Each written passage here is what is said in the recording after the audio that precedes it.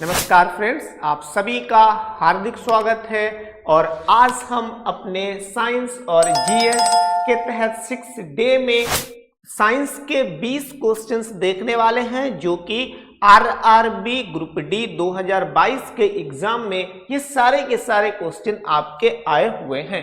ये जो क्वेश्चन है वो शिफ्ट 6/9/2022 में जो है पूछे गए थे। ठीक है, क्वेश्चन नंबर 1 देखते हैं।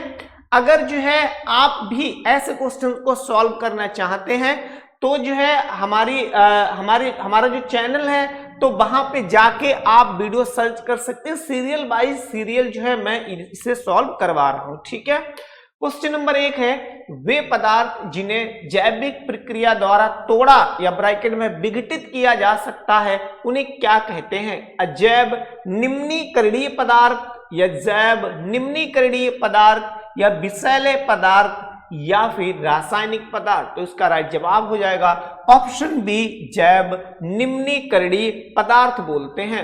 अगर यहां पे होता ऐसे पदार्थ जिन्हें जैविक प्रक्रियाओं द्वारा तोड़ा या विघटित नहीं किया जा सकता तो इसका आंसर ए हो जाता, मतलब अजैव निम्नीकरणीय पदार्थ। वही तोड़ा या विघटित ये एक ही चीज है, क्योंकि विघटन के तहत भी जो छोटे छोटे कीड़े मकोड़े जो जीवाणु होते हैं, बैक्टीरिया होते हैं, वो पदार्थों को छोटे छोटे टुकड़ों में तोड़ देते हैं।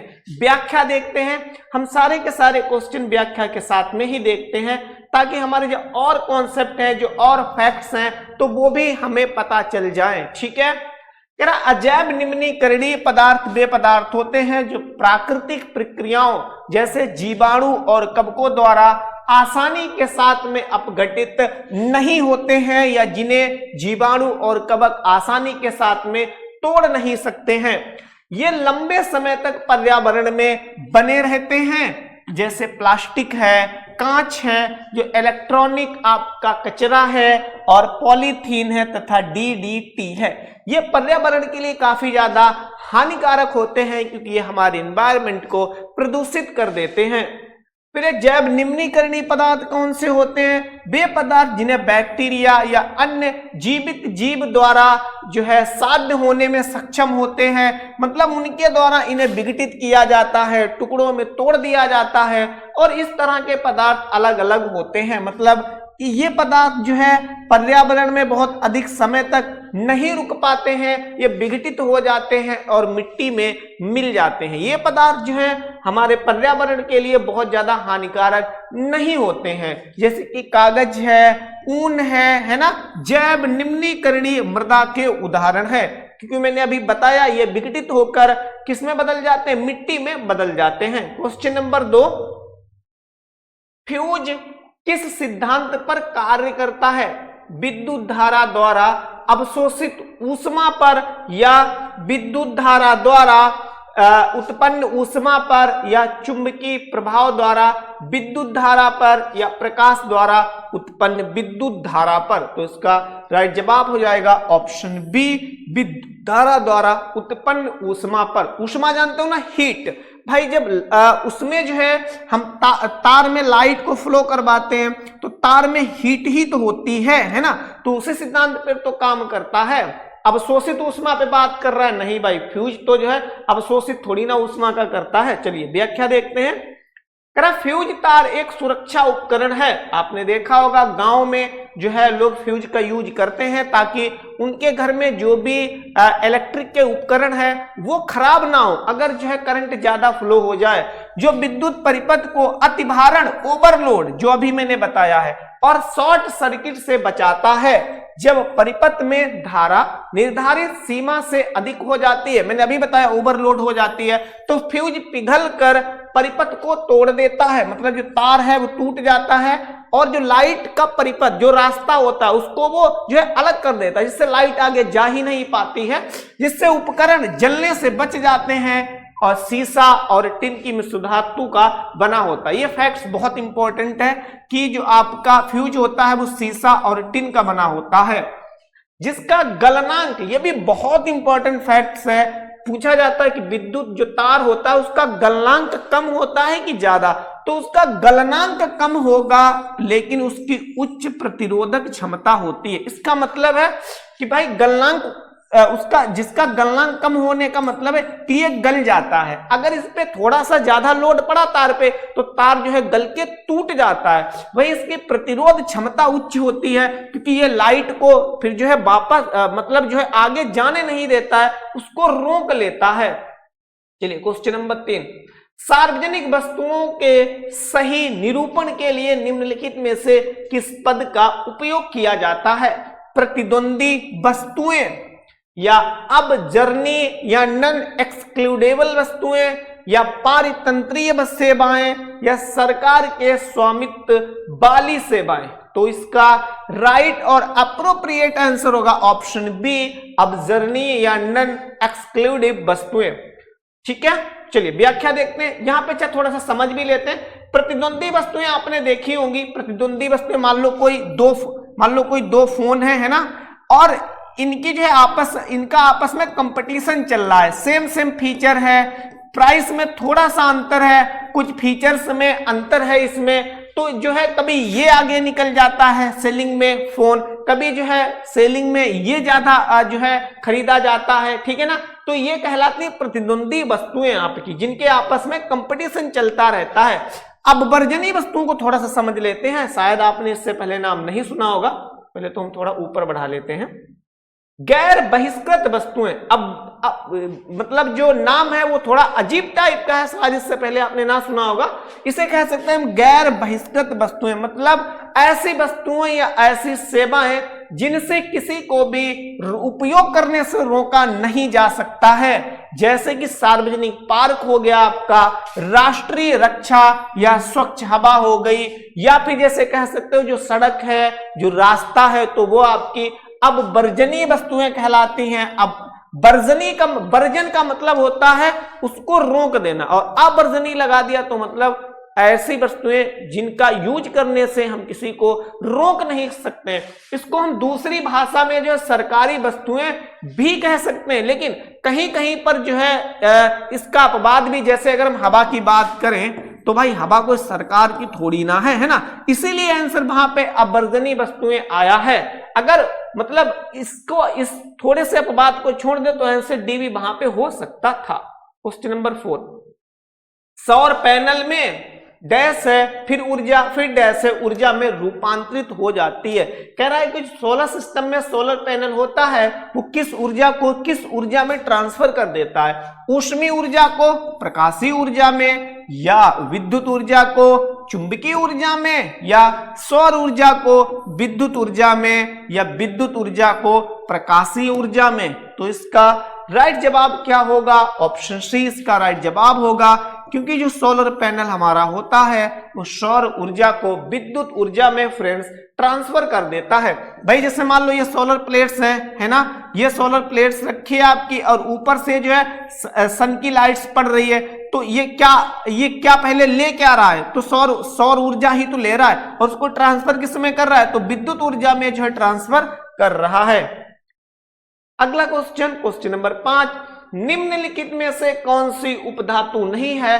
सीधे क्वेश्चन आपके पीरियोडिक टेबल से है, तो आपको जो है पीरियोडिक टेबल सही से तैयार करनी पड़ेगी। सिलिकॉन नहीं है, या सिलेनियम नहीं है, या आर्सेनिक नहीं है, या फिर एंटीमनी फ्रेंड्स नहीं है। तो इसका राइट जवाब हो जाएगा ऑप्शन बी, सेलेनियम जो है इसका राइट जवाब हो जाएगा। इसमें से जो बाकी 3 बच गई हैं सारी की सारी उपधातुएं हैं। उपधातुओं की संख्या लगभग में फ्रेंड्स पीरियोडिक टेबल में 6 बताई गई है। व्याख्या देखिए, उपधातु मेटालॉइड्स ऐसे तत्वों को कहते हैं जिनके भौतिक और रासायनिक गुण धातु और अधातु श्रेणियों के बीच के होते हैं, मतलब दोनों के मिक्सचर होते हैं, मिश्रित होते हैं।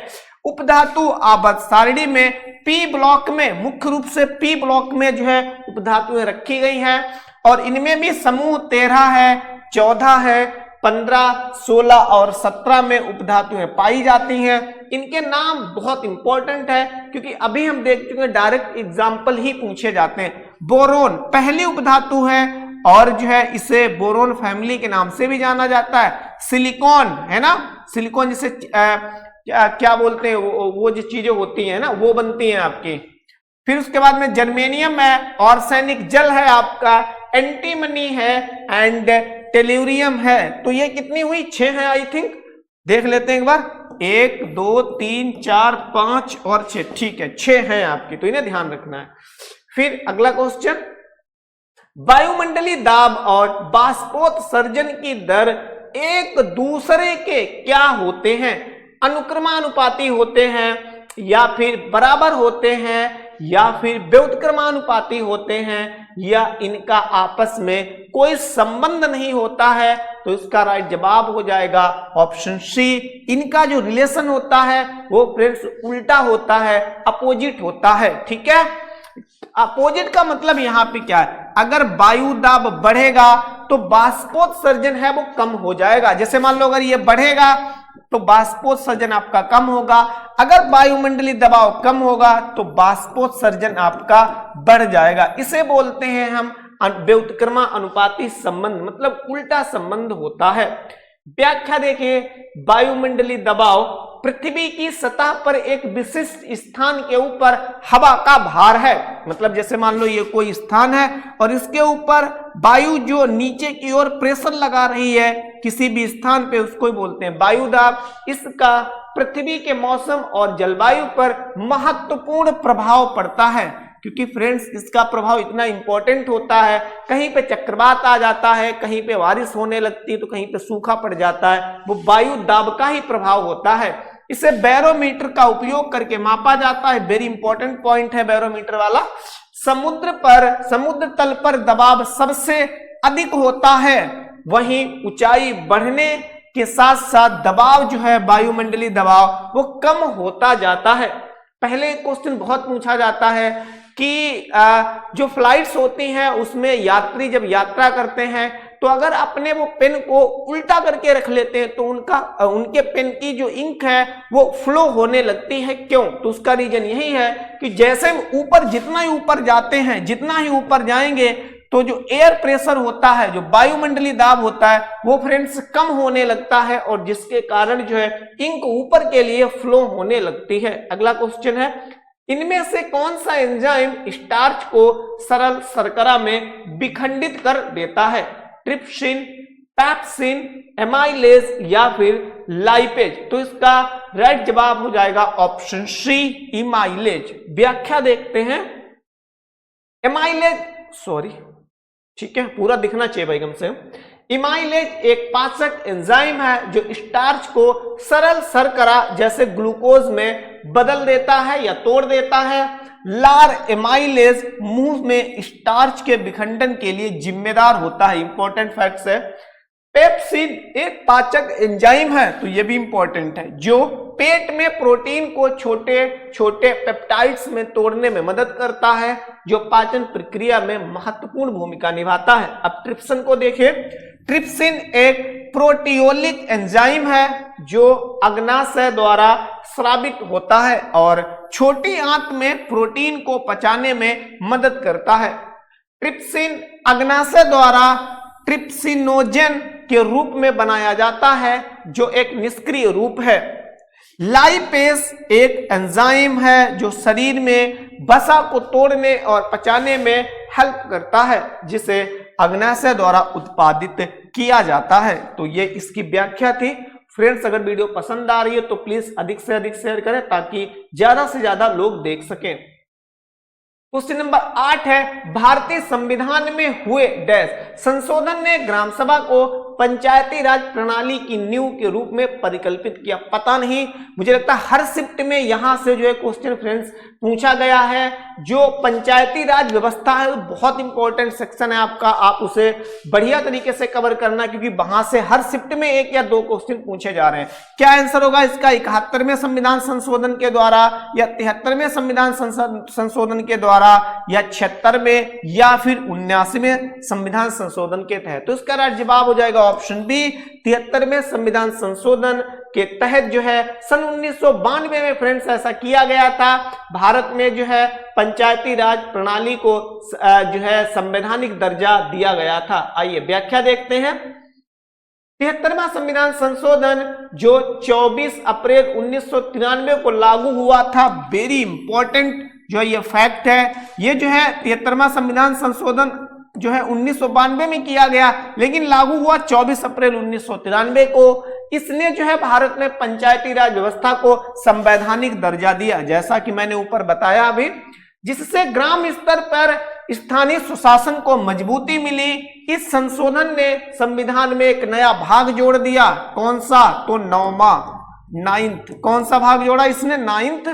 पंचायतों को जोड़ा, जिससे अनुच्छेद 243 से 243O, अगर इतना ध्यान नहीं रहता है, OZ ये नहीं ध्यान रहता है, तो आपको 243 निश्चित तौर पे ध्यान रखना है, क्योंकि कभी कभी आर्टिकल या फिर अनुच्छेद हमारे एग्जाम में भी पूछे जाते हैं, तक के प्रावधान शामिल है। 73वें संविधान संशोधन ने संविधान में एक नई अनुसूची भी जोड़ी। कौन सी?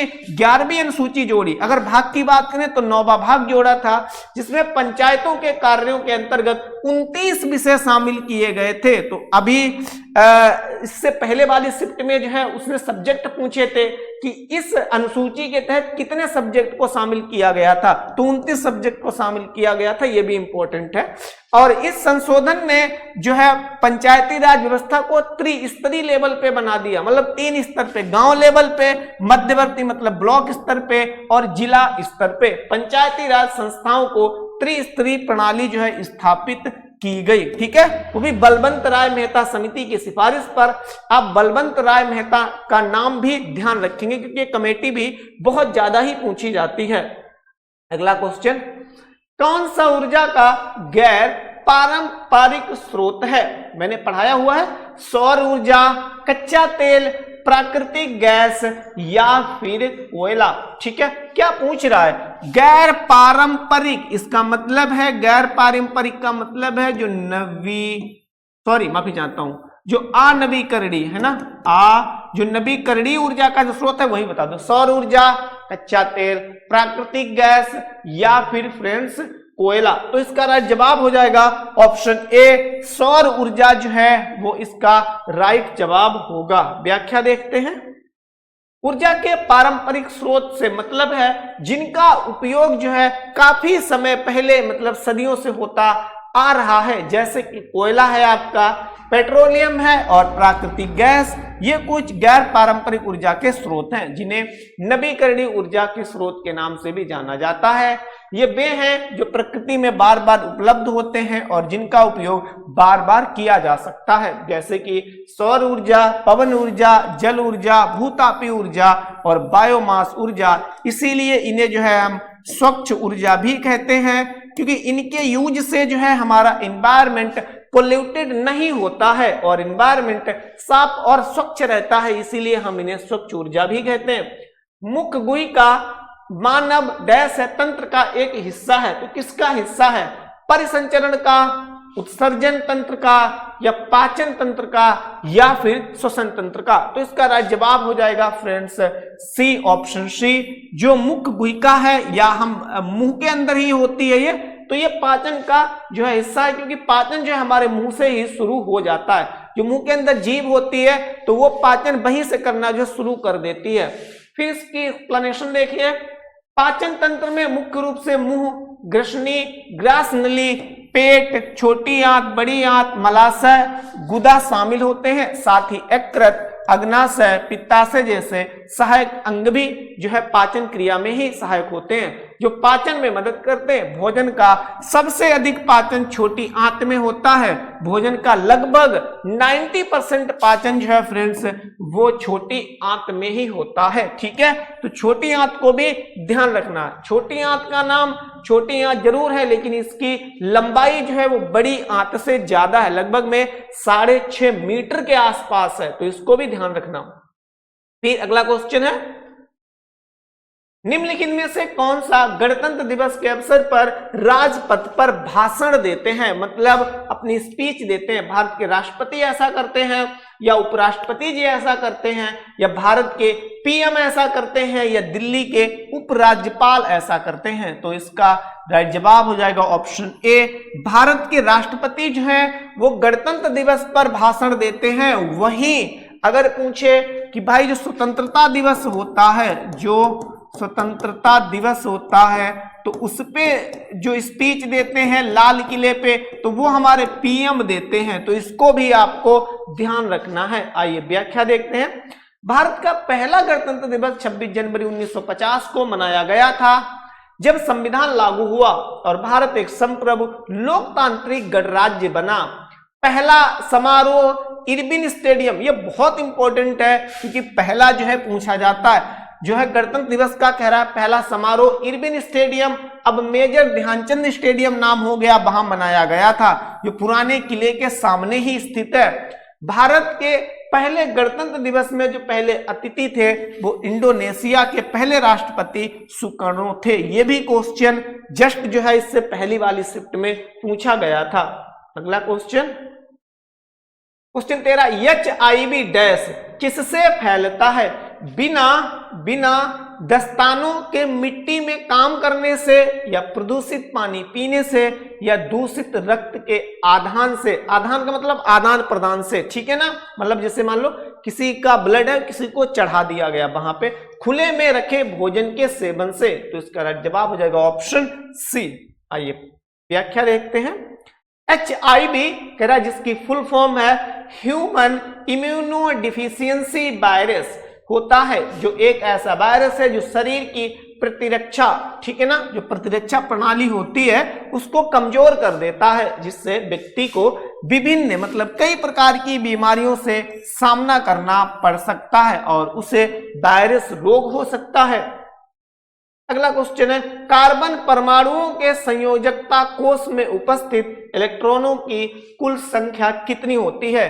4 होती है, 5 होती है, 2 होती है, या फिर 3 होती है? तो इसका राइट जवाब हो जाएगा ऑप्शन ए 4 होती है। अगला क्वेश्चन 15, हिंदू धर्म के अनुसार किस देवी देवता को जगत का पालक और संरक्षक माना जाता है? देवी सरस्वती को, भगवान विष्णु को, या भगवान शिव को, या फिर देवी लक्ष्मी को? तो इसका राइट जवाब हो जाएगा ऑप्शन बी, भगवान विष्णु को हिंदू धर्म में जो है जगत का पालक और संरक्षक माना जाता है। भाई देवी जो सरस्वती हैं तो वो तो ज्ञान की देवी हैं, ऐसा कहा जाता है ना। किसकी देवी है? ज्ञान की देवी है ना। और जो देवी लक्ष्मी है तो ये तो भाई जो धन होता है, जो मनी है ना, क्या होती है? जो मनी होती है, तो ये तो उसकी देवी है ना। तो ऑप्शन क्या होगा? ऑप्शन बी यहाँ पे राइट जवाब हो जाएगा। व्याख्या छोटी सी है, देखते हैं। हिंदू धर्म में पृथ्वी का पालक या पालनकर्ता भगवान विष्णु को माना जाता है, क्योंकि सृष्टि के तीनों रूपों सृष्टि, पालन और संहार में से पालन के रूप में जाने जाते हैं। अगला क्वेश्चन है, भारत के राजस्थान राज्य में भारत की पहली पंचवर्षीय पंचायती राज व्यवस्था की शुरुआत किस वर्ष हुई थी? देखना फिर से एक ही शिफ्ट के ये क्वेश्चन है, फिर से क्या पंचायती राज पे दूसरा क्वेश्चन आया हुआ है? तो डेफिनेटली पंचायती राज जो टॉपिक है बहुत इंपॉर्टेंट हमारे लिए। 1952 में या 61 में या 59 में या 47 में? तो इसका राइट जवाब हो जाएगा ऑप्शन सी, 1959 में भारत में पहली बार पंचायती राज व्यवस्था भारत के पहले प्रधानमंत्री पंडित जवाहरलाल नेहरू द्वारा राजस्थान के नागौर जो है स्थान पे लागू की गई थी। आइए व्याख्या देखते हैं।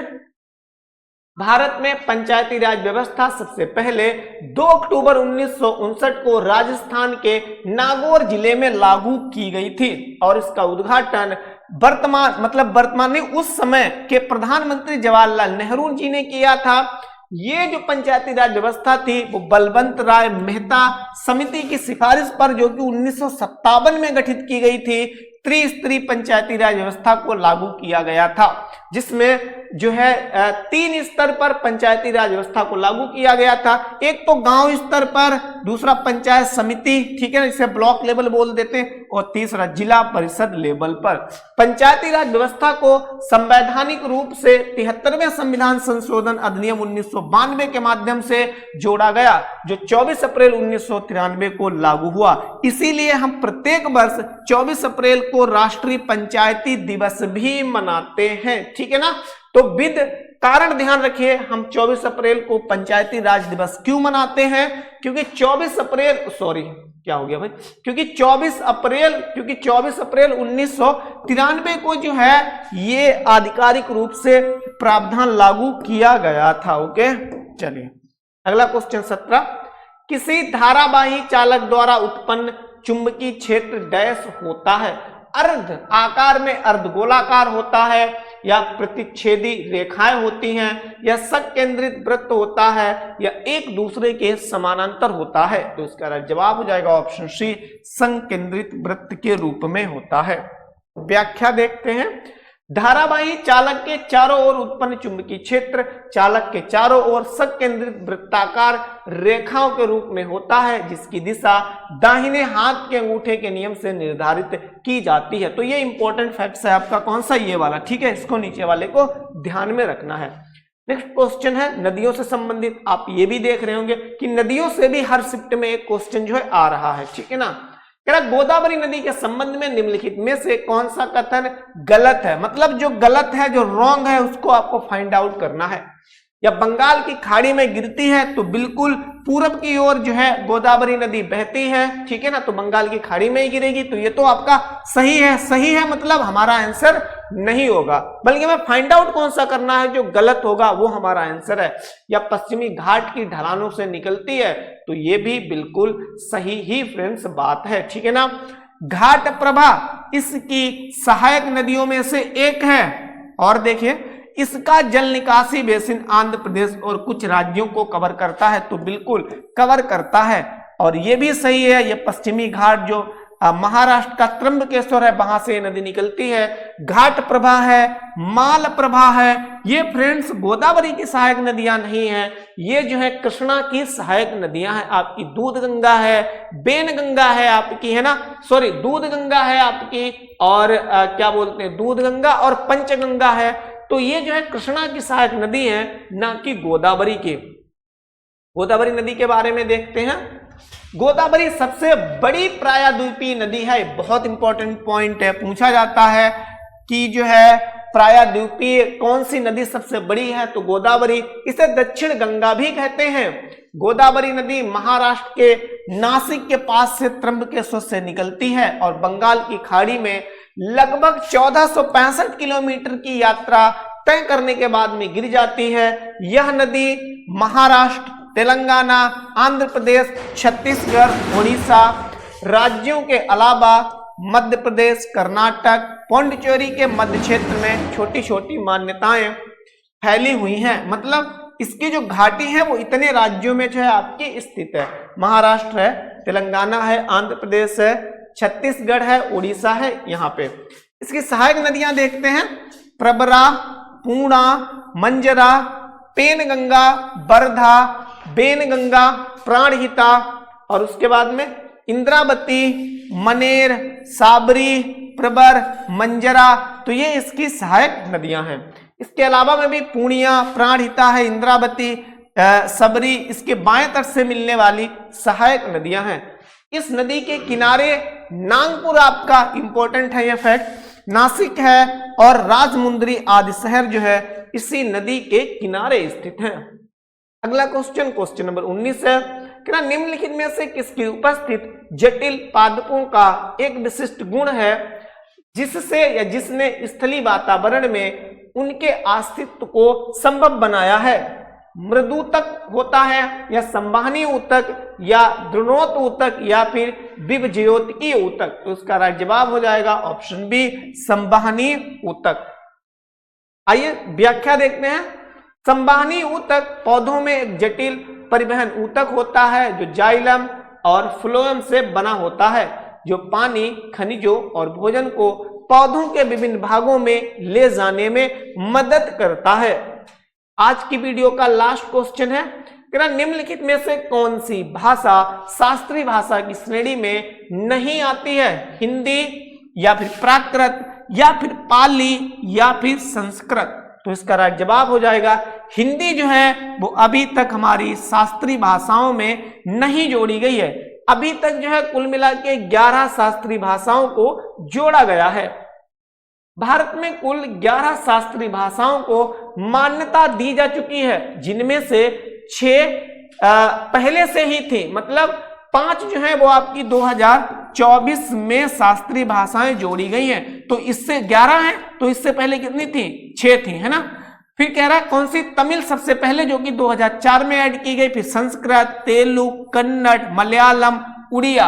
हाल ही में 3 अक्टूबर 2024 को भारत में 5 और शास्त्रीय भाषाओं को दर्जा दिया गया है। तो ये आपकी है मराठी है, पाली है, प्राकृत है, असमिया है और बंगाली। तो इन 5 भाषाओं को आपको ध्यान रखना है, क्योंकि ये जो शास्त्रीय भाषा वाला टॉपिक है ये आपके एग्जाम के लिए इंपॉर्टेंट है, क्योंकि हर शिफ्ट में एक क्वेश्चन यहां से जो है पूछा गया है। सो फ्रेंड्स, अगर वीडियो पसंद आई है तो प्लीज अधिक से अधिक लाइक करें, और जो बच्चे जो है रेलवे की तैयारी कर रहे हैं वहां तक इस वीडियो को शेयर करें। Thank you, have a nice day.